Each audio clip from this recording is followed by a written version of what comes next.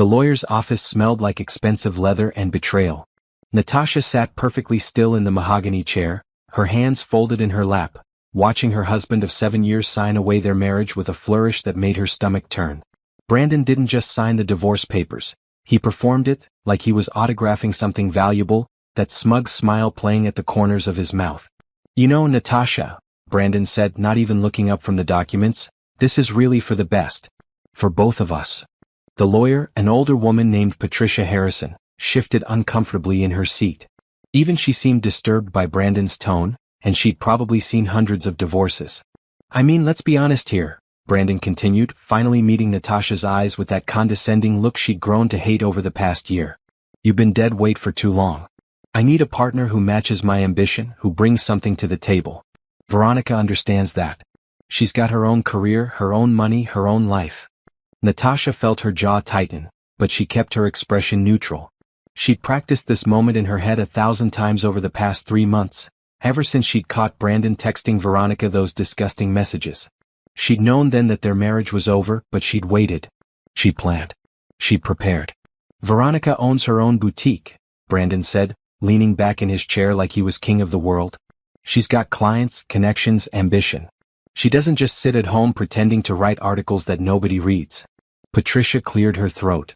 "Mr. Mitchell, perhaps we should just focus on finalizing the paperwork." No, let me finish," Brandon interrupted, holding up his hand. "Natasha needs to hear this. Maybe it'll motivate her to actually do something with her life." He turned back to Natasha, his eyes cold. 7 years, and what do you have to show for it? A couple of blog posts? Some freelance articles for $50 here and there? You've been living off my salary, my benefits, my hard work. And you know what? I'm done carrying you." Natasha watched him, really looked at him, and wondered how she'd ever loved this man. His brown hair was styled too perfectly, his suit was too expensive for someone who constantly complained about money, and his face, God, his face, was twisted with such superiority that it made her want to laugh and cry at the same time. "I've set aside $2,000 for you," Brandon said, sliding a check across the table. "That should give you a few months to figure things out. Find a real job, maybe. Learn some skills. I'm being generous here, considering you brought nothing into this marriage and you're leaving with nothing." Patricia looked at Natasha with something like pity, which made everything worse. The lawyer probably saw Natasha as another woman discarded, another housewife left with nothing, another victim of a midlife crisis and a younger mistress. If only she knew. "Do you have anything to say?" Brandon asked, his eyebrows raised. "Any questions about the settlement?" Natasha picked up the pen. Her hand was steady, her mind was clear. She'd read through the divorce papers a dozen times already. Brandon's lawyer had been sloppy, arrogant, just like Brandon. They'd assumed she had no assets, no income, nothing to fight for. They'd given her the bare minimum, and Brandon thought he was being charitable. She signed her name on every line that required her signature. Natasha Williams? No, not Williams anymore. Just Natasha Reed. Her maiden name. Her real name. The name on her bank accounts, her investment portfolios, her employment contracts. That's it. Brandon asked, sounding almost disappointed. "No tears? No begging?" Natasha stood up, smoothing down her simple black dress, a dress Brandon had once called frumpy and cheap. She picked up her purse, a worn leather bag he'd mocked countless times for not being designer. "No," she said simply. It was the first word she'd spoken since entering the office 30 minutes ago. Brandon laughed, shaking his head. "Pathetic. You know, Veronica warned me you'd be like this. Passive. She said women like you never fight for anything because you know you don't deserve it." Natasha met his eyes one last time. She saw his expensive watch, his designer suit, his smug face. She thought about their apartment, the one he thought he was paying for alone, the one where he'd brought Veronica while Natasha was supposedly at the library writing. She thought about the joint account he'd drained last month, thinking it was his money. It had been, she'd never put her real income in any shared account. "Goodbye, Brandon," she said quietly. "Yeah, good luck out there," he called after her as she walked toward the door. "You're going to need it. Women like you always do. No skills, no money, no prospects. Should have tried harder to keep me happy." Patricia started to say something, probably something professional about paperwork and court dates, but Natasha was already leaving. She walked through the glass doors of the law office, down the elevator, through the marble lobby, and out into the bright afternoon sunshine. She stood on the sidewalk for a moment, breathing in the fresh air, feeling the weight of 7 years lifting off her shoulders. Her phone buzzed in her purse, probably another message from her assistant about the project deadline, or maybe from her financial advisor about the new investment property she was closing on next week. Natasha hailed a cab and gave the driver an address in the upscale part of the city, the neighborhood Brandon had always said they could never afford. The neighborhood where her penthouse was waiting, the one she'd been buying in secret for the past 2 years, making payments from her real income, the income Brandon knew nothing about. As the cab pulled away from the curb, Natasha allowed herself a small smile. Brandon thought he'd discarded something worthless. He had no idea what he'd just lost. And by the time he found out, it would be far too late. 3 years earlier, Natasha had made a decision that changed everything. She'd been married to Brandon for 4 years at that point, and the cracks were already showing. He'd started making comments about her lack of ambition, questioning why she wasn't making more money with her writing. He'd begun comparing her to his co-workers' wives, women who had corporate jobs and brought home steady paychecks. What Brandon didn't know, what he never bothered to ask about, was that Natasha had always been good with computers. Exceptional, actually. She'd gotten her degree in computer science before they met, but Brandon had never paid attention to that detail. When they'd married, he'd been so focused on his own career in sales that he'd barely glanced at her resume. He'd assumed her freelance writing was her only income and she'd never corrected him. The truth was far different. Natasha had started her real career 6 months into their marriage, when a former college friend reached out about a contract position at a tech startup. The company needed a senior software developer who could work remotely and didn't mind using a pseudonym for client-facing work. The pay was good, $85,000 for a 6-month contract. She'd said yes without telling Brandon. At first it was just practical. Brandon had become controlling about money, wanting to know exactly how much she made from each writing assignment. But he never questioned the hours she spent in their spare bedroom, which he assumed she was using to write blog posts. He never looked at her screen, never asked technical questions, never showed any interest in her work at all. So she coded. She built software. She solved problems. And she got very, very good at it. That first contract turned into a full-time position. Within a year, she was making $120,000 annually. Within 2 years, $200,000. By the time Brandon served her with divorce papers, she was earning $500,000 as a lead architect for a major tech company, working under the professional name N.R. Barrett. Nobody at her company knew she was married. Nobody knew about Brandon. She'd kept that part of her life completely separate, and now she understood why. Some instinct had told her to protect this part of herself, to keep it hidden, to maintain her independence. Natasha remembered the day she'd realized Brandon was cheating. She'd come home early from a coffee shop where she'd been debugging code, and found blonde hairs on their bed. Long, blonde hairs that definitely weren't hers. Her hair was dark, natural, cut in a practical bob. She'd found perfume that wasn't her scent. She'd found receipts for restaurants she'd never been to, hotels she'd never stayed in. She checked Brandon's phone that night while he slept. The messages with Veronica were explicit, cruel, and revealing. They'd mocked Natasha, called her boring and useless. Veronica had written, "When are you going to dump the dead weight?" Brandon had responded, "Soon. Just waiting for the right moment. She has nothing without me, so it won't be complicated." That had been 4 months ago. Instead of confronting him immediately, Natasha had made a plan. She'd consulted with her own lawyer, a lawyer Brandon knew nothing about. She'd moved money into accounts in her name only. She'd documented everything she needed to document. She'd prepared for the divorce that she knew was coming. When Brandon had finally sat her down 2 months later and announced he wanted a divorce, she'd acted surprised. She'd played the role he expected, the shocked, hurt wife who had no idea this was coming. She'd made it easy for him to feel like the powerful one, the one in control. And now, riding in the cab toward her real home, Natasha felt the exhaustion of maintaining that act finally lifting. She pulled out her phone and checked her messages. Her assistant, Tyler, had sent 3 emails about the software launch scheduled for next week. Her team was ready, the code was clean, and the client was excited. This project alone would earn her a $50,000 bonus. There was also a message from her financial advisor, Gerald. "Congratulations on the divorce being finalized. Shall we proceed with the investment properties we discussed? I also have the paperwork ready for your consulting business formation. Call me when you have time." Natasha smiled and typed back a quick response. "Yes to everything. Let's schedule a meeting for tomorrow." The cab pulled up in front of a sleek modern building, all glass and steel, with a doorman and underground parking. This was the Sterling, one of the most exclusive residential buildings in the city. Natasha had been making payments on her penthouse here for 2 years, paying in full just last month. "Have a good day, ma'am," the cab driver said as she paid the fare and added a generous tip. "Thank you," Natasha replied. "I think I will." The doorman James smiled when he saw her. "Welcome home, Ms. Reed. How was your day?" "Life-changing," she said honestly. She rode the elevator to the 23rd floor, walked down the quiet, carpeted hallway and unlocked her door. The penthouse was beautiful. 2 bedrooms, floor-to-ceiling windows with a view of the city skyline, modern kitchen, hardwood floors. She'd furnished it slowly over the past year, piece by piece, creating a space that was entirely hers. Brandon had no idea this place existed. He thought she'd be scrambling to find a cheap studio apartment with his pathetic $2,000 check. Natasha set her purse down, kicked off her shoes and walked to the windows. The city stretched out before her, full of possibility and promise. She thought about the past 7 years, all the times Brandon had diminished her, all the comments about her being useless and dependent. She thought about Veronica, who thought she'd won some prize. They had no idea. Natasha's phone rang. It was her best friend from college, Angela, one of the few people who knew the truth about her double life. "So?" Angela asked immediately. "Is it done?" "It's done," Natasha confirmed. "And he still doesn't know?" "He has no idea.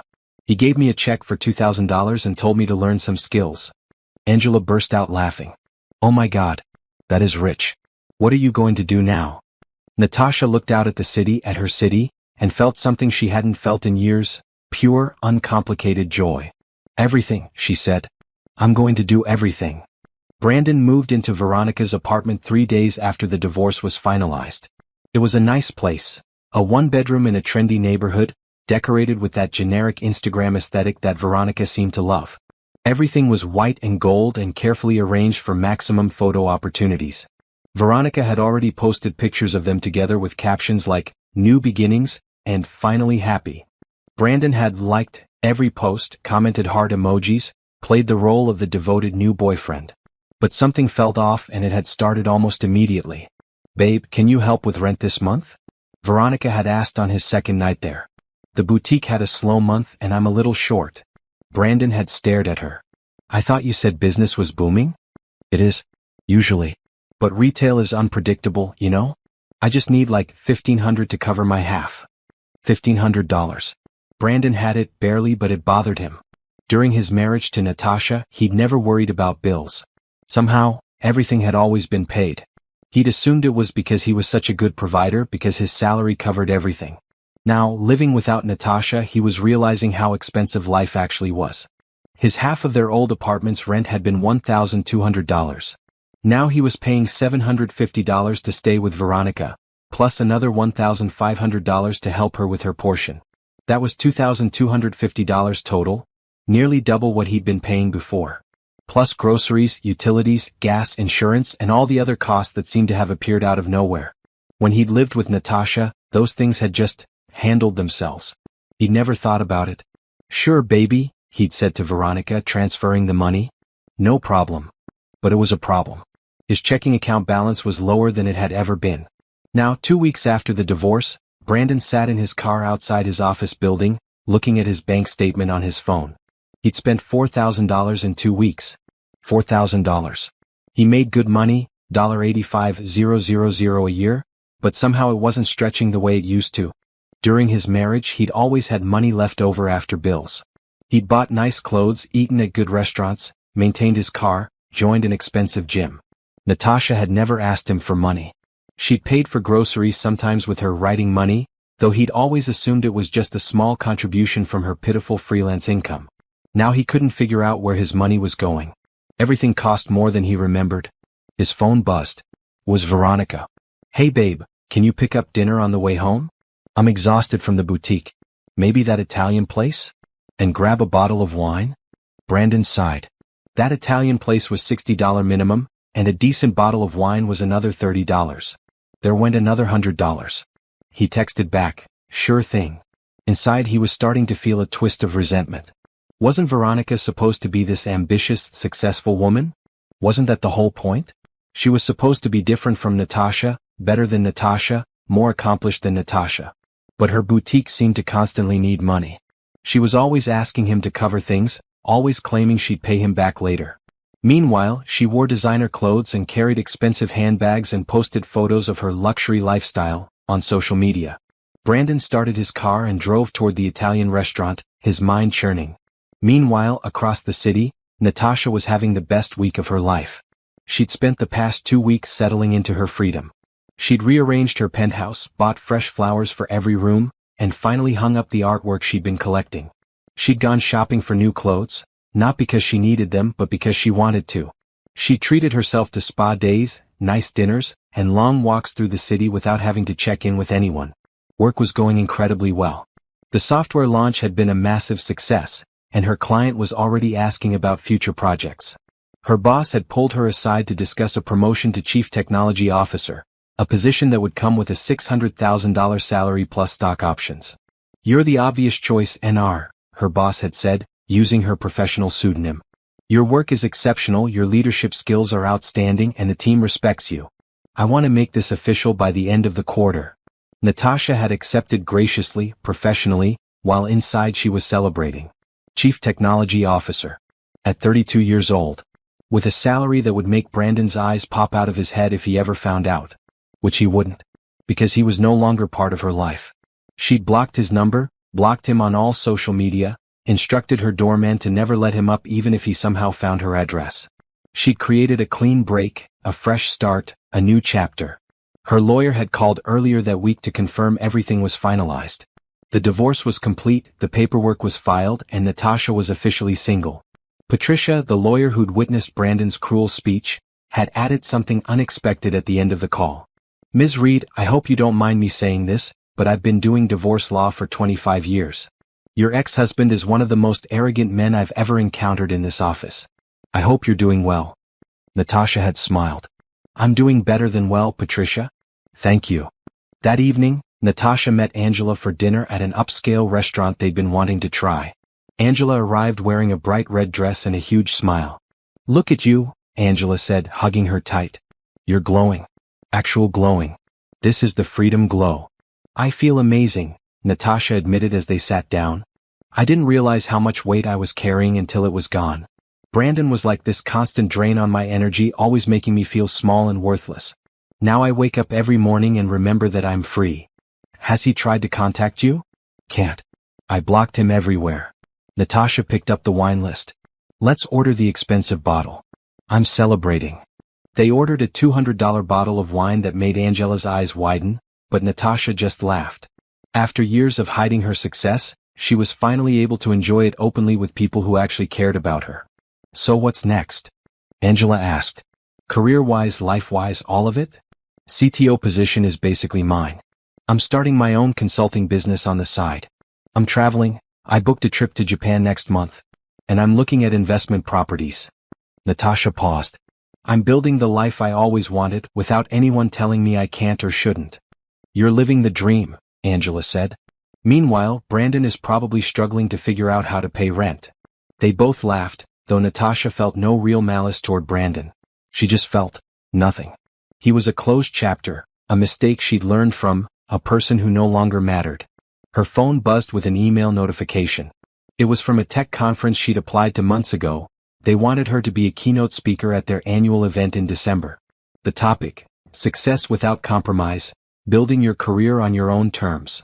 Natasha smiled and accepted the invitation. Brandon's world was shrinking. Hers was expanding. And it was only just beginning. It happened on a random Tuesday, 3 weeks after the divorce.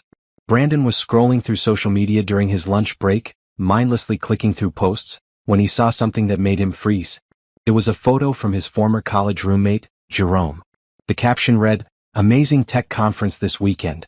Great keynote speeches, especially from the brilliant N.R. Barrett on software architecture. The future is bright."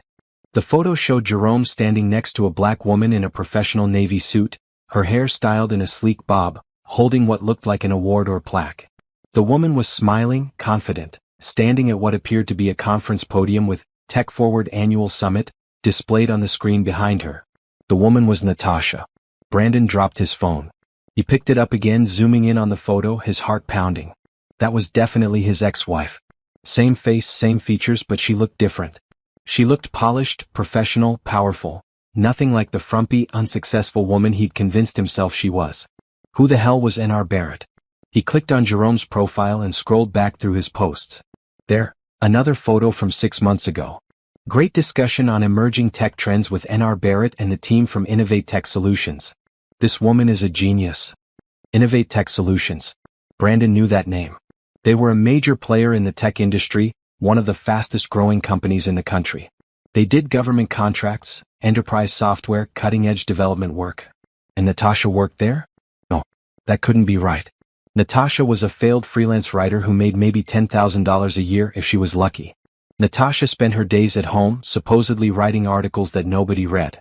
She had no skills, no ambition, no career. Brandon's hands were shaking as he opened a new browser and searched N.R. Barrett Innovate Tech. The results made his blood run cold. Article after article popped up. N.R. Barrett leads revolutionary cloud architecture project. Innovate Tech as Barrett wins Developer of the Year award. How N.R. Barrett built the most secure government database in U.S. history. He clicked on the most recent article, published just last week. It was from a major tech publication. N.R. Barrett, lead software architect at Innovate Tech Solutions, has been promoted to Chief Technology Officer, making her one of the youngest CTOs in the industry. Barrett, who has maintained a relatively low public profile despite her groundbreaking work, brings 10 years of experience in software development and cybersecurity to her new role. Under her leadership, Innovate Tech has secured contracts worth over $50 million and developed some of the most advanced software systems in both private and public sectors. Brandon read the article 3 times, each time feeling sicker. There was a professional photo of Natasha. No N.R. Barrett, looking absolutely nothing like the woman he'd divorced. She wore an expensive suit, her natural hair was styled beautifully, and she had the kind of confidence that only came from genuine success. He scrolled down to the comments section, where tech professionals were congratulating her, discussing her achievements, praising her work. Someone had linked to a video of her speaking at a conference 2 years ago, where she discussed advanced programming concepts that went completely over Brandon's head. His mind reeled. 2 years ago, he'd been married to her. 2 years ago, he'd been telling her she was worthless, that she contributed nothing, that she needed to get a real job. And she'd been doing this. All of this. While he'd mocked her for sitting at her computer in their spare bedroom. Brandon's phone rang, making him jump. It was his manager. Mitchell, where are you? You've got the Henderson call in 5 minutes. Right, sorry, on my way, Brandon mumbled, but he couldn't move. He couldn't stop staring at the photo of Natasha, N.R. Barrett, accepting an award, looking successful and happy and completely unbothered by his absence. How much did a CTO make? He searched frantically. Chief Technology Officer salary, Innovate Tech. The results showed a range, $500,000 to $750,000 base salary, plus bonuses and stock options. Brandon felt like he might throw up. $500,000. At minimum. That was 6 times his salary. 6 times what he made, and he'd been calling her useless. He'd given her a $2,000 check and told her to learn some skills, while she was making more in a month than he made in a year. Brandon. His manager's voice came through the phone again, angry now. Get in here. He stood up on shaking legs, grabbed his things and somehow made it to the conference room. But he couldn't focus during the call. His mind kept replaying every conversation he'd had with Natasha, every time he'd belittled her, every comment about her lack of ambition. She'd never defended herself. She'd never corrected him. She just let him think she was nothing. What? The realization hit him like a truck. She'd been protecting her assets. She'd known the marriage was failing, known he was an egotistical jerk, and she'd kept her career secret so he couldn't touch it in the divorce. And it had worked. He'd gotten nothing. He'd walked away thinking he was being generous by giving her a couple $1,000s, when she probably spent more than that on a single work trip. After the meeting, Brandon locked himself in his office and did something he knew he shouldn't do. He created a fake social media profile and started searching for any information he could find about Natasha. He found her professional LinkedIn profile under her real name, Natasha Reed. It was impressive, listing her education, computer science degree with honors from a top university. How had he forgotten that? Her work history, her achievements. Her current position was listed as Chief Technology Officer at Innovate Tech Solutions. Under skills, she had endorsements from dozens of people for things like software architecture, team leadership, cybersecurity, and full-stack development. Brandon felt a fresh wave of shame. He'd been married to her for 7 years and never once asked about her degree, her skills, or her actual career goals. He just assumed she was failing at writing and left it at that. He found more photos from the tech conference. Natasha looked genuinely happy in all of them, laughing with colleagues, accepting awards, giving presentations. She looked like she belonged in that world because she did. Then he found something that made his stomach drop even further. It was a photo from a real estate website, posted 2 days ago. Congratulations to Ms. Natasha Reed on the purchase of her new investment property in the downtown district. This historic building will be converted into luxury apartments. An investment property. She was buying investment properties. Brandon closed his laptop and put his head in his hands. What had he done? He'd left a woman who was worth millions. He'd mocked her, belittled her, cheated on her, and thrown her away for Veronica, whose boutique was struggling and who constantly needed money. He'd made the worst mistake of his life, and there was no way to fix it. His phone buzzed. A text from Veronica. Babe, the boutique needs a $3,000 inventory investment. Can you help? I'll pay you back when sales pick up. Brandon stared at the message, then at his bank account balance of $1,200. He'd traded a secret millionaire for a woman who couldn't even keep her boutique afloat. And the worst part was, Natasha had never said a word. She just let him go, let him think he was winning, let him destroy his own life with his arrogance and ignorance. Brandon opened his phone's blocked contacts and found Natasha's number. His finger hovered over the unblock button. He needed to talk to her. He needed to explain, to apologize, to somehow make this right. He needed her back. Brandon unblocked Natasha's number and immediately typed out a text message. Natasha, we need to talk. I just found out about your career. Why didn't you tell me? We should discuss this. Call me. He hit send and waited, staring at his phone screen. 5 minutes passed. 10. 20. No response. He tried again. I know I made mistakes, but you should have told me the truth. We could have worked things out if I'd known. Please call me. Still nothing. The text showed as delivered, but not read. She hadn't even opened it. Over the next 3 days, Brandon sent 12 more messages. Each one went unread. He tried calling, but the phone rang once before going straight to voicemail, which meant she'd set his number to automatically reject. He was blocked again, or she'd changed settings to send his calls directly to voicemail. Natasha, please, just one conversation. I deserve an explanation. I made a mistake leaving you. I see that now. Let's talk about reconciliation. You lied to me about who you were. That's not fair. At least give me a chance to understand. Every message was delivered but never read. Brandon became obsessed. He couldn't focus at work, couldn't sleep, couldn't think about anything except the fact that he'd walked away from a fortune. During sales meetings, he zoned out. His performance numbers dropped. His manager pulled him aside twice to ask if everything was okay.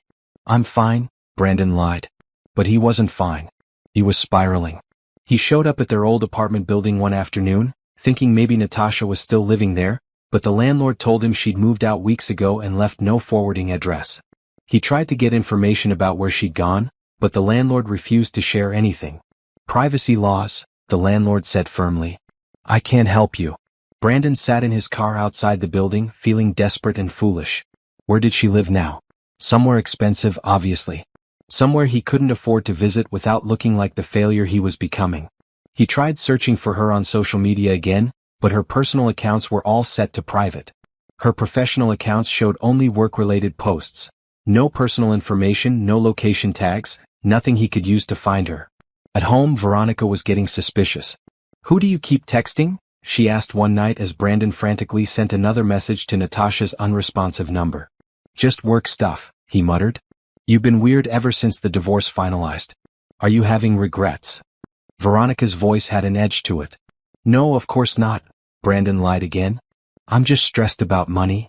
Speaking of money, Veronica said, did you transfer that $3,000 for my inventory? I really need it by tomorrow. Brandon looked at his bank account. $847. He'd have to transfer money from his savings, which was already dangerously low. I'll take care of it, he said. But the resentment was building. 3 weeks ago, he'd thought Veronica was his prize, his upgrade from boring, unsuccessful Natasha. Now he was realizing that Veronica's boutique was barely staying afloat, that she had terrible business sense, and that she expected him to fund her dreams while contributing almost nothing herself. Meanwhile, Natasha, quiet, useless Natasha, was a millionaire. Brandon finally managed to track down Jerome's number. They'd been good friends in college but had drifted apart over the years. He called at 11 p.m. on a Thursday, desperate. "Brandon? Wow, it's been a while," Jerome answered. "Hey man. Listen, I saw your post from that tech conference. The one with N.R. Barrett." "Oh yeah. That conference was incredible. She gave an amazing keynote about secure software architecture." "Why?" Brandon's throat was tight. That's my ex-wife." Silence on the other end. Then, wait. Natasha is N.R. Barrett? You're Natasha? You knew her as Natasha? We met at your wedding, remember? I talked to her for like an hour about programming languages. She was brilliant even then." Jerome paused. "Hold on. You didn't know she worked at Innovate Tech?" "I thought she was a freelance writer," Brandon admitted, his voice small. Jerome laughed, but it wasn't a kind laugh. "Dude. She's been one of the top software architects in the industry for years. She's famous in tech circles. Well, as famous as someone can be while maintaining privacy. How did you not know this?" "She never told me. Or you never asked," Jerome said bluntly. "Brandon, I remember your wedding. You barely let her talk. You spent the whole time talking about your sales job and your goals. I tried to ask her about her work, and you cut in to say she was trying to make it as a writer. She just smiled and changed the subject." Brandon felt sick. "Can you give me her contact information? I need to talk to her." "Absolutely not," Jerome said firmly. "If she didn't tell you about her career, there was a reason. And honestly, after seeing how happy she looked at that conference, free and unburdened, I think she made the right call. Leave her alone, man." "But I made a mistake." "Yeah, you did. A big one. But that's not her problem anymore." Jerome's voice softened slightly. "Look, I don't want to be harsh, but I've known about her work for years. She's exceptional. And from what I could see at the conference, she's thriving without you. Let her be happy." Jerome hung up. Brandon sat in his car, parked outside Veronica's apartment, feeling more desperate than ever. He tried a different approach. He found Innovate Tech's office building, a sleek glass tower in the business district, and decided to show up in person. If Natasha wouldn't answer his calls, he'd wait for her in person. He took a half-day off work and arrived at Innovate Tech at 4 p.m., figuring she'd leave around 5 or 6. He stood in the lobby, trying to look casual, but security noticed him immediately. "Can I help you, sir?" a security guard asked. "I'm waiting for someone." "N.R. Barrett. She's an employee here." The guard's expression turned suspicious. "Do you have an appointment?" "She's my ex-wife. I just need to talk to her for a few minutes." "I'm going to need you to leave, sir." "I just need 5 minutes." "Sir, if you don't leave immediately, I'll call the police." Brandon left, humiliated and furious. He sat in his car across the street, watching the building entrance, hoping to catch sight of Natasha leaving. But the building had multiple exits, underground parking, and hundreds of employees. After 3 hours he gave up. That night, Veronica confronted him. "You're obsessed with your ex-wife," she said flatly. "I'm not stupid, Brandon. You've been acting strange ever since the divorce. What's going on?" Brandon wanted to lie, but he was too tired, too defeated. "She's not who I thought she was." "What does that mean?" "She's rich. Like really rich. She's been making hundreds of thousands of dollars while we were married, and I had no idea." Veronica's expression changed from suspicious to calculating. "Wait, she has money? How much money?" "She's a chief technology officer. Probably making $500,000 a year at least." Veronica's eyes widened. "And you divorced her? Are you insane?" "I didn't know." "How did you not know? How does someone not know their spouse makes that much money?" "She kept it secret." Veronica started laughing, a bitter, angry sound. "Oh my God. You're such an idiot. You left a millionaire for me in my struggling boutique. This is incredible. Can we not do this right now?" Brandon snapped. "Do what?" "Point out what a massive mistake you made." Veronica grabbed her purse. "I'm going out. I need to think about whether this relationship is even worth my time if you're going to spend every day pining after your rich ex-wife." She slammed the door on her way out. Brandon sat alone in Veronica's apartment, surrounded by her expensive furniture that she couldn't actually afford, wearing clothes he'd spent too much money on, living a life that was rapidly falling apart. He pulled out his phone and typed one more message to Natasha. She'd made a deliberate choice to see what he would say. Some part of her had known this was coming, knew that once he discovered the truth, he'd try to come back. She read each message with growing disgust. "I deserve an explanation. Let's talk about reconciliation. You lied to me. Not once did he take real responsibility. Not once did he say, I was wrong to treat you the way I did, without immediately following it with a justification or a blame shift. Every message was about what he deserved, what he needed, what he wanted. Natasha deleted each message after reading it and moved on with her day. She was thriving. The CTO position was officially hers, and she'd spent the last 2 weeks building her new team, restructuring departments, and planning the company's technical roadmap for the next 3 years. Her colleagues respected her, her boss trusted her judgment, and she was finally getting the recognition she deserved. Outside of work, she'd started therapy with Dr. Michelle Patterson, a Black woman psychologist who specialized in helping people recover from emotionally abusive relationships. Their first session had been difficult. Natasha hadn't realized how much damage Brandon's constant criticism had done to her self-esteem. You weren't just hiding your career from him, Dr. Patterson had said gently. You were hiding yourself, your true self, because he made it clear that your real achievements didn't matter to him. Natasha had cried in that session, finally releasing years of suppressed hurt and anger. But afterward, she'd felt lighter, clear, more certain that leaving Brandon was the best decision she'd ever made. Now, 3 weeks into her new life, she was learning how to fully inhabit her success without apologizing for it. She'd started accepting social invitations from colleagues. She'd joined a book club. She'd signed up for a painting class she'd always wanted to try. She was building a life that was rich and full and entirely her own. Then Brandon showed up at her office building. Security called her immediately. Ms. Barrett, there's a man in the lobby claiming to be your ex-husband. He's asking to see you. We've asked him to leave, but I wanted to confirm. Do you know this person? Yes, Natasha said, her voice steady. His name is Brandon Mitchell. He is my ex-husband, and I have no desire to see him or speak with him. If he returns, please call the police. Understood.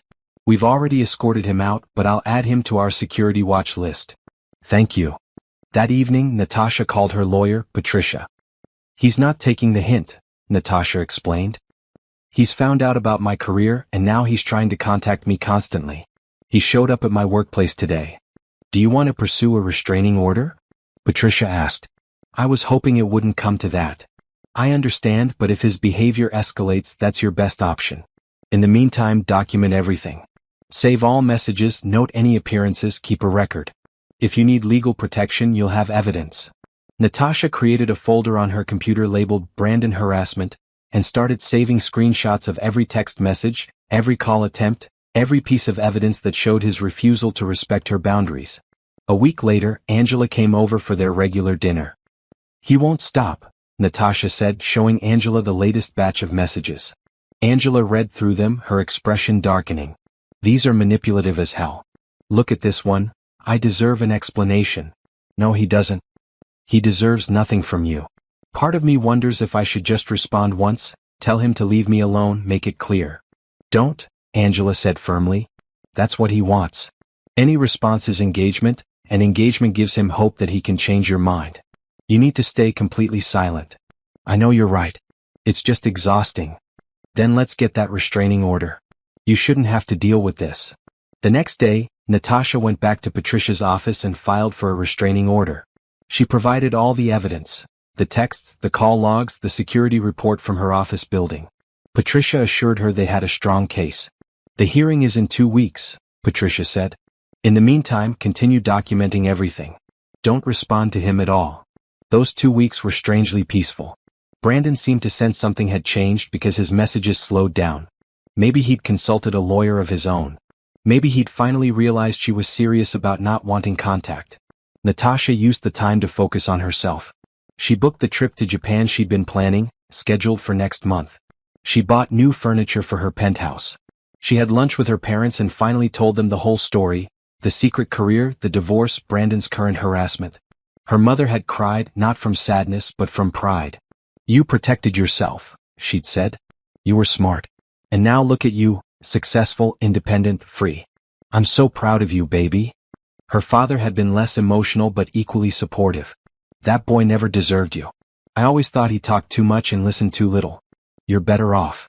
The court hearing for the restraining order was short and straightforward. Brandon had been served with notice and actually showed up, which surprised Natasha. He looked terrible. His suit was wrinkled, he had dark circles under his eyes, and his usual arrogance was gone, replaced by something that looked like desperation. The judge reviewed the evidence quickly, the dozens of unreturned messages, the appearance at her workplace despite being asked to leave, the pattern of harassment. "Mr. Mitchell, do you have anything to say?" the judge asked. Brandon stood up. "Your Honor, I just want to talk to my ex-wife. I made mistakes, but I deserve a chance to apologize properly. She lied to me throughout our marriage and I just need closure." The judge's expression turned cold.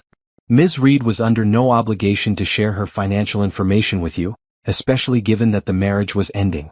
She has made it clear she doesn't wish to have contact with you, and you have repeatedly violated those boundaries. I'm granting the restraining order." The judge outlined the terms.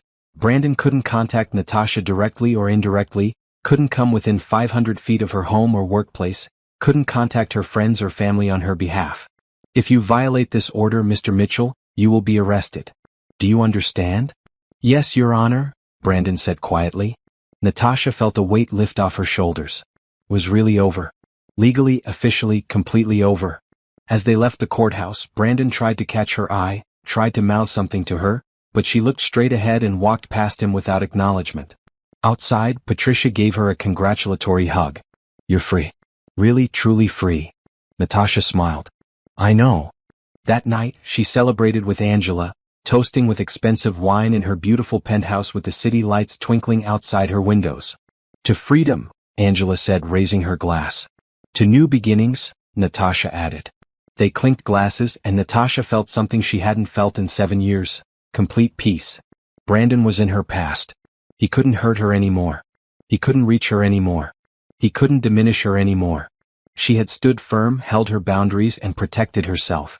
And now, finally, she could fully step into the life she'd always deserved. Brandon's life unraveled quickly after the restraining order. The court order meant he couldn't contact Natasha at all. Not through text, not through social media, not through mutual friends.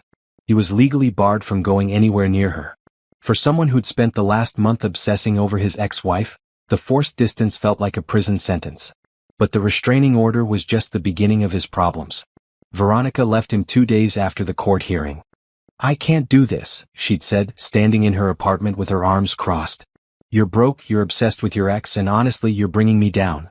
My boutique is struggling enough without dealing with your drama." "I'm not broke," Brandon had protested weakly, though they both knew it was a lie. His bank account was hovering around $300, and he had credit card bills piling up. "You're worse than broke, you're pathetic," Veronica had said coldly. "I thought you were this successful guy with potential. Turns out you're just a guy who let a millionaire walk away because you were too stupid to see what you had. I'm not going to be the woman who settles for your leftovers." She'd given him 3 days to move out. Brandon had nowhere to go. His salary couldn't cover a decent apartment on his own, not in the city, not with his spending habits and debt. He'd moved into a cheap studio in a bad neighborhood, the kind of place he would have mocked a year ago. The apartment was tiny, with thin walls, flickering lights, and a persistent smell of mildew. It was humiliating. Work wasn't going any better. His sales numbers had dropped dramatically over the past 2 months. He'd missed quotas 3 months in a row, and his manager had put him on a performance improvement plan. "Brandon, I don't know what's going on with you personally, but you need to figure it out," his manager Tom had said during their review meeting. "Your numbers are in the bottom 10% of the team. You're distracted, you're missing calls, you're showing up late. This isn't the performance we expect from senior sales associates." "I'll do better," Brandon had promised, but he couldn't focus. Every sales call reminded him that he'd lost a woman who made 10 times what he did. Every client rejection felt like the universe confirming what he was starting to believe. He was a failure. One afternoon his mother called. "Brandon, honey, I heard about the divorce," she said carefully. "Are you okay?" "I'm fine, Mom.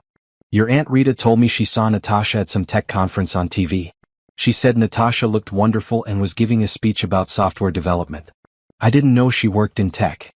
Brandon closed his eyes. Of course his family was finding out. Of course they were seeing Natasha's success while watching his life fall apart. "Yeah, it turns out she had a whole career I didn't know about," he said bitterly. "What do you mean you didn't know? Wasn't she your wife?" "She kept it secret, Mom. She lied to me for years." There was a long pause. Then his mother said something that cut deep. "Or maybe you never bothered to ask. Your father and I always thought you talked too much and listened too little. That poor girl spent 7 years with you, and I'm starting to think we didn't know her at all. because you didn't know her at all. Mom? I'm disappointed in you, Brandon. Not because of the divorce but because of how you're handling it. From what Rita told me, Natasha seems to be doing just fine. Maybe you should focus on your own life instead of whatever you're doing now. She hung up. Brandon sat in his depressing studio apartment, surrounded by unpacked boxes, eating instant noodles for the third night in a row because he couldn't afford anything else, and felt the full weight of his mistakes crashing down. He'd lost Natasha. He'd lost Veronica. His family was disappointed. His career was failing. His friends, what few he had left, were avoiding him because all he did was complain about his ex-wife. He opened his laptop and searched for Natasha one more time, even though he knew he shouldn't. Her LinkedIn profile showed a new update. She'd been featured in a major business magazine's 30 Under 35 list of tech innovators. The article included an interview. "What's your secret to success?" the interviewer had asked. "I think it's important to know your worth and never let anyone convince you you're less than what you are," Natasha had answered. "I spent years in an environment where I wasn't valued, where my contribution," and she'd moved on. She'd thrived. While he was eating noodles in a studio apartment and facing potential job loss, she was being celebrated in magazines and building an empire. The universe had a cruel sense of justice. 2 weeks later, Brandon lost his job. "We're letting you go," Tom said, not unkindly. "Your performance hasn't improved and we need team members who are fully committed. We'll provide 2 weeks severance, but effective today you're no longer employed here." Brandon cleaned out his desk in a daze, carrying his few belongings in a cardboard box like a cliché from a movie. His coworkers avoided eye contact. Everyone knew he was failing. He applied for unemployment benefits and started job hunting, but his heart wasn't in it. Every interview went poorly because he couldn't muster enthusiasm for anything. His studio apartment lease was month to month, which was good because he couldn't afford it much longer. He started looking at rooms for rent, sharing apartments with strangers, anything that would keep him housed. One night, scrolling through social media on his fake profile, he saw a post from Jerome. "Amazing conversation with N.R. Barrett about her new consulting business. She's launching a tech mentorship program for underrepresented groups in STEM. This woman's impact is incredible." A consulting business. On top of her CTO position. Natasha was expanding her empire while Brandon couldn't even keep a job. He thought about sending her another message. Just one more, even though it would violate the restraining order. Just to tell her he was sorry, that he understood now, that he would give anything to go back and treat her differently. But he didn't. Because he knew it wouldn't matter. Nothing he said could change what he'd done or who he'd been. Brandon had spent 7 years of marriage thinking he was the prize, thinking he was carrying dead weight, thinking he deserved better than Natasha. Now he was alone, broke, jobless, and facing the truth. Natasha had always been the prize. And he'd thrown her away without a second thought. While Brandon's world crumbled, Natasha's world expanded in ways she'd never imagined. The CTO position turned out to be everything she'd hoped for and more. She had a team of 30 developers under her leadership, a budget of $10 million for new projects, and direct access to the CEO and board of directors. Her input shaped the company's entire technical direction. But more than that, she felt respected. Valued. Her first major project as CTO was overseeing the development of a cybersecurity platform for federal agencies. It was complex, high-stakes work that required coordination across multiple teams, and Natasha handled it flawlessly. When they delivered the platform ahead of schedule and under budget, the client was so impressed they signed a contract for 2 additional projects. "You're a miracle worker," her CEO, Robert Chin, told her during their quarterly review. "I knew you were talented, but you've exceeded every expectation. The board is talking about fast-tracking you for VP of Technology within 2 years." VP of Technology. The position would come with a salary over $800,000, plus significant equity in the company. Natasha smiled. "I appreciate the confidence. I'm excited about where we're headed." Outside of work, she'd started her consulting business just like she'd planned. Reed Technology Consulting, specialized in helping mid-size companies upgrade their software infrastructure and security. She took on 2 clients initially, working evenings and weekends, and within a month had earned an additional $40,000. The money was almost secondary to the satisfaction. She was building something entirely her own, making decisions without answering to anyone, helping companies solve real problems. Her consulting work led to speaking opportunities. She gave talks at 3 different tech conferences over 2 months, each time receiving standing ovations and dozens of LinkedIn connection requests.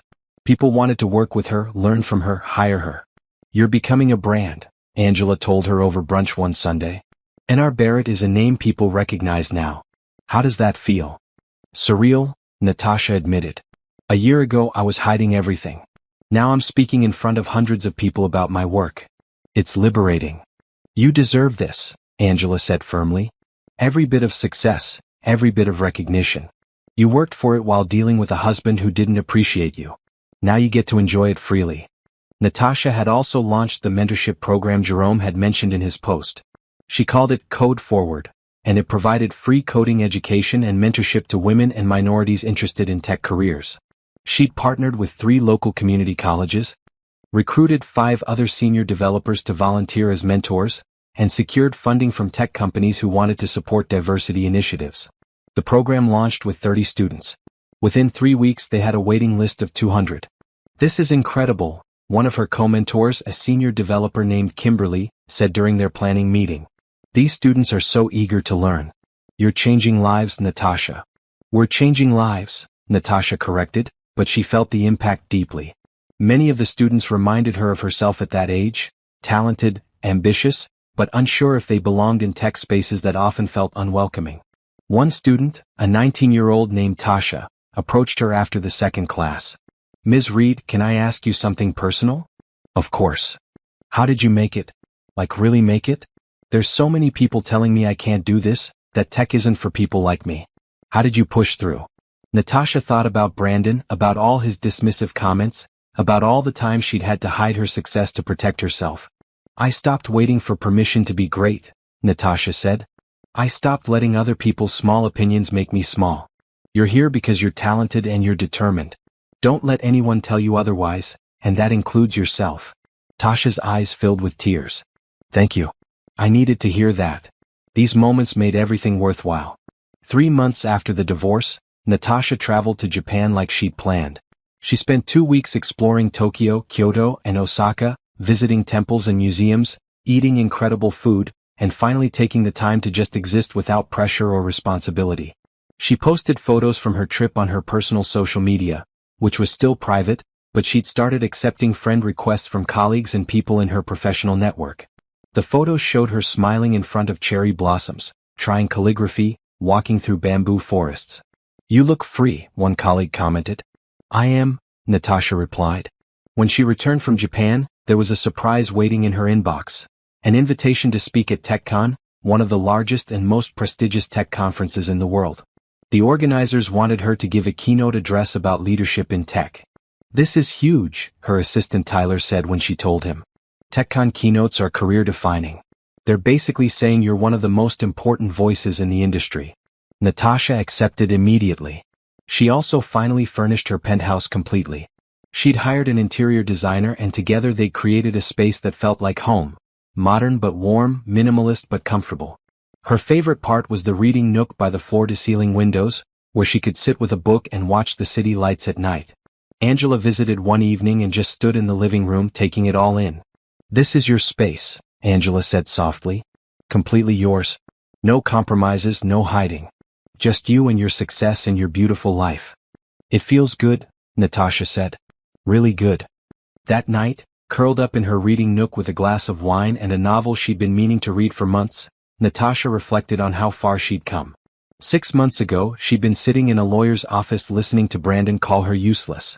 She'd been hiding her income, her achievements, her entire professional identity. Now she was a CTO, a consultant, a speaker, a mentor, and a business owner. She was respected in her industry, financially secure, and genuinely happy. The best revenge, she realized, wasn't making Brandon pay for what he'd done.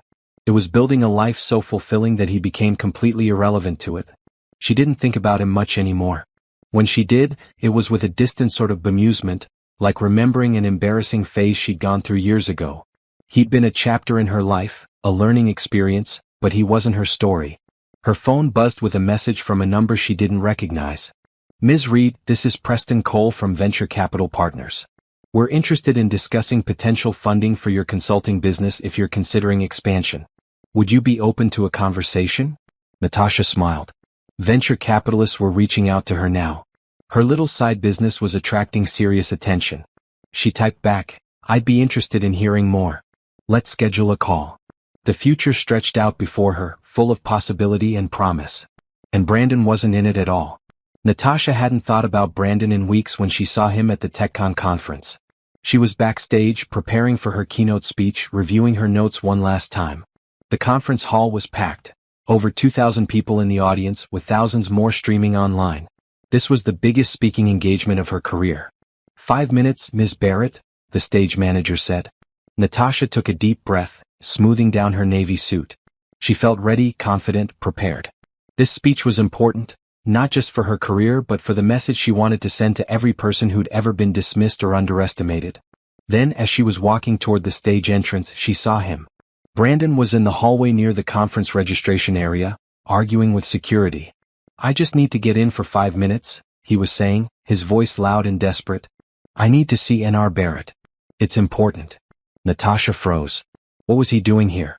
This was a professional conference, a major event. Had he actually bought a ticket just to try to see her? "Sir, if you don't have credentials, you can't enter the keynote hall," the security guard said firmly. "I'm her ex-husband. She'll want to see me." "Actually, I won't," Natasha said, stepping forward. Brandon's head whipped around. His eyes widened when he saw her. "Natasha." "It's Ms. Barrett or Ms. Reed in this context," she said coldly. "What are you doing here?" He looked terrible.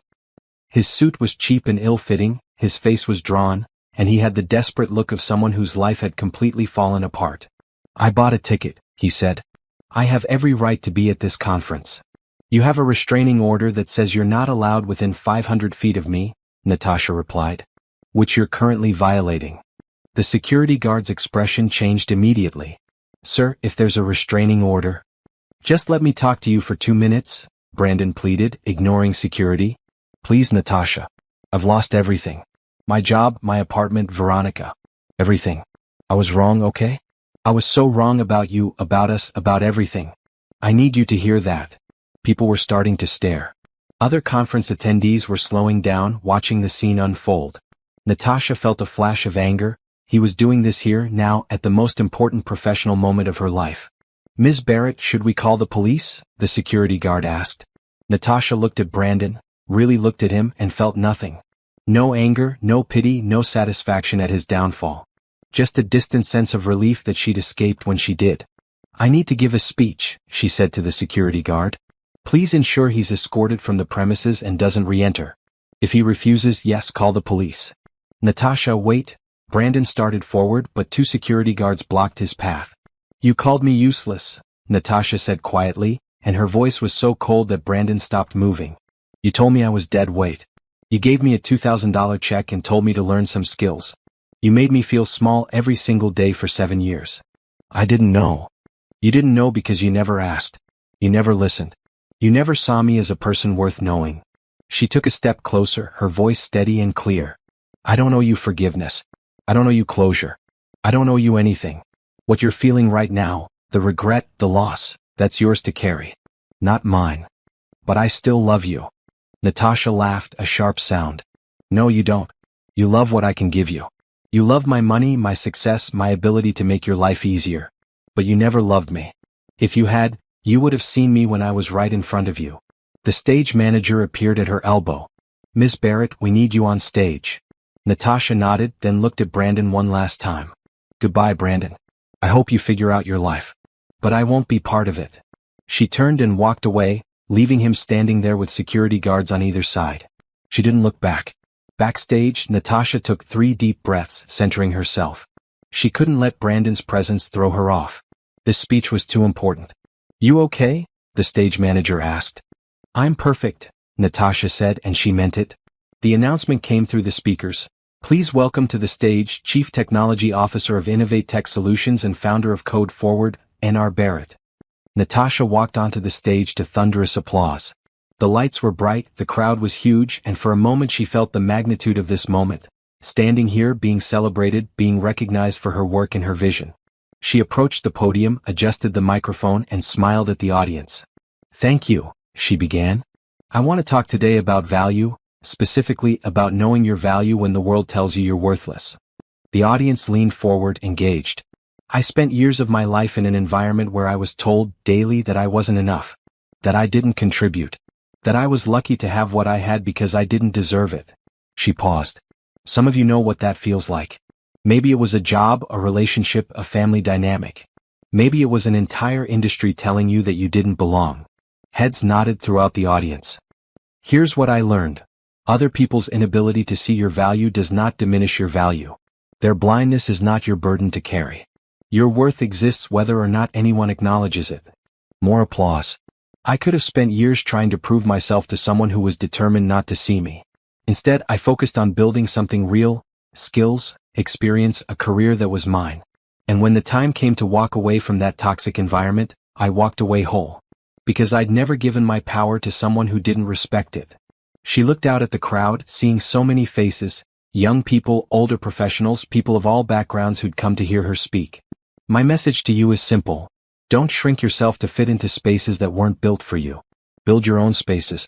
Create your own opportunities. Surround yourself with people who see your value and celebrate it. And never, ever let someone convince you that you're less than what you are. The audience erupted in applause. People stood up, the ovation growing louder and longer. Natasha continued her speech, discussing leadership, innovation, and the future of technology. She talked about her mentorship program, about creating inclusive spaces in tech, about using success to lift others up. When she finished, the standing ovation lasted a full 2 minutes. People were wiping tears from their eyes, nodding enthusiastically, taking notes. As Natasha left the stage, 3 different conference attendees stopped her to say her speech had changed their perspective, given them courage, inspired them to stop accepting less than they deserved. Tyler was waiting in the wings with her phone. You have 27 new speaking requests, 6 interview requests from major publications, and something from venture capital partners about wanting to fund a major expansion of Code Forward. Natasha smiled. Forward them all to my assistant. We'll review tomorrow. As she was leaving through the back exit to avoid the crowds, security informed her that Brandon had been escorted off the premises and warned that any further attempts to contact her would result in immediate arrest. Thank you, Natasha said sincerely. She stepped out into the late afternoon sunshine, feeling lighter than she had in years. She'd faced Brandon, said what needed to be said, and moved on without breaking stride. Her phone buzzed. It was Angela. I watched the live stream. You were amazing. That speech brought me to tears. So proud of you. Natasha replied, thank you. I meant every word. She hailed a cab back to her hotel, already thinking about her next project, her next goal, her next achievement. Brandon had wanted closure. She'd given him something better, the truth. And now she was free to continue building the life she deserved. A life full of success, respect, and genuine happiness. A life that had no room for people who couldn't see her worth. A life that was entirely, beautifully her own. 6 months after the conference, Natasha stood in her new office on the 40th floor of a downtown high-rise. Reed Technology Consulting was no longer a side business. Thanks to the venture capital funding, a $5 million investment, she'd expanded into a full-scale company with 12 employees, a dedicated office space, and clients across 3 countries. She'd left her CTO position at Innovate Tech on excellent terms, with Robert Chin personally calling to congratulate her on her entrepreneurial venture. You're going to change the industry, he'd said. And when you decide to go public, call me first. I want to invest. Now, looking out at the city skyline from her corner office, Natasha felt the full weight of what she'd built. Her consulting firm specialized in cybersecurity for small and medium-sized businesses, making high-level protection accessible to companies that couldn't afford massive IT departments. Her team was diverse, talented, and passionate about the work. Code Forward had expanded too. With additional funding and support, they now served 5 community colleges and had graduated over 200 students into tech careers. Natasha personally mentored 10 students each semester, and watching them succeed gave her more satisfaction than any paycheck. Her personal life had transformed as well. She'd started dating someone she'd met at a tech conference 3 months ago, a software engineer named Aaron who worked for a nonprofit developing educational technology. He was kind, funny, genuinely interested in her work, and secure enough in himself to celebrate her success without feeling threatened by it. Their relationship was still new and Natasha was taking it slow. She wasn't in a rush to get serious or make commitments. But she enjoyed his company, appreciated how he listened when she talked, and liked that he valued her for who she actually was. No pressure, Aaron had said on their 3rd date. I just want to spend time with someone I admire and enjoy. Whatever this becomes, I'm good with it. That lack of pressure was refreshing. No games, no manipulation, no attempts to make her feel small so he could feel big. Just two people getting to know each other honestly. Her finances were stronger than ever. Between her business income, investments, and the equity she'd retained from Innovate Tech, her net worth had crossed $3 million. She'd bought 2 investment properties, established a robust retirement fund, and still had money left over to travel and enjoy life. She'd been to Spain, Morocco, and Thailand in the past 6 months. She'd taken cooking classes, learned pottery, joined a professional women's networking group, and reconnected with old friends she'd lost touch with during her marriage to Brandon. Her parents visited often, staying in her guest bedroom and marveling at everything she'd accomplished. "I always knew you were special," her mother said. "But seeing you like this, confident, successful, happy, it's more than I ever imagined." As for Brandon, Natasha heard through the grapevine that he'd moved to a different city, taken a lower-level sales job, and was living in a shared apartment with 2 roommates. Apparently, he'd finally stopped trying to contact her, accepting that she was never going to respond. She didn't wish him ill. She just didn't think about him at all. One afternoon, Tasha, the young student from Code Forward, came to Natasha's office for their mentoring session. "I got the job offer," Tasha said, her eyes shining with excitement. "Junior developer position at a startup. They're offering $50,000 to start, plus benefits. Ms. Reed, a year ago I was working retail and thinking I'd never make it in tech. Now I'm actually doing it." Natasha hugged her. "You did this. You put in the work, learned the skills, and earned this opportunity. I'm so proud of you." "I wouldn't have believed I could without you," Tasha said. "You showed me that someone like me could succeed in this industry. That I didn't have to shrink myself or hide who I was. That mattered more than any technical knowledge you taught me." After Tasha left, Natasha sat at her desk and thought about how far she'd come. 2 years ago, she'd been hiding her entire career from her husband, living a double life, protecting herself from someone who should have been her partner. Now she was living authentically, building businesses, mentoring others, and creating the exact life she wanted. Her assistant knocked on the door. "Ms. Reed, you have a call from that reporter at Business Week. They want to feature you in their Entrepreneurs to Watch issue." "Tell them I'm interested," Natasha said. "Schedule the interview for next week." That evening, Natasha met Angela and a few other friends for dinner at an upscale restaurant. They were celebrating Angela's promotion to partner at her law firm. "To powerful women," Angela toasted, raising her glass. "To powerful women," they all echoed. On impulse she went inside and bought it. Not because she needed it, not because someone was buying it for her, but simply because she wanted it and she could afford it. The saleswoman wrapped it carefully. "Special occasion?" "Just because," Natasha said, smiling. Back in her penthouse, Natasha put on the necklace and looked at herself in the mirror. She saw a successful businesswoman, a mentor, a leader, a person who'd overcome challenges and built something meaningful. She saw herself clearly for the first time in years. Her phone buzzed with a text from Aaron. "Hope you had a good day." No pressure to respond, just wanted to say I'm thinking about you. Natasha smiled and texted back, "Great day. Want to have dinner this weekend?" "Definitely."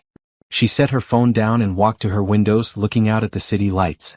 Somewhere out there, Brandon was probably still struggling, still regretting, still living with the consequences of his choices. But that wasn't her concern anymore. She'd moved beyond him, beyond that chapter of her life, beyond the person she'd been when she thought she had to hide her success to keep the peace. She'd learned the most important lesson of her life. You can't build a real relationship with someone who refuses to see you. You can't make someone value you if they're determined to diminish you. The only person who can truly save you is yourself. And she'd saved herself. Natasha had walked away from a marriage that was killing her spirit, protected her assets, built an empire, and created a life that honored her worth. She'd gotten her revenge not through cruelty or retaliation, but through success. Through living well. Through becoming exactly who she was always meant to be. And standing there in her beautiful home, wearing a necklace she'd bought herself, looking forward to dinner with someone who actually respected her, Natasha realized something profound. This wasn't just a happy ending. This was a powerful beginning.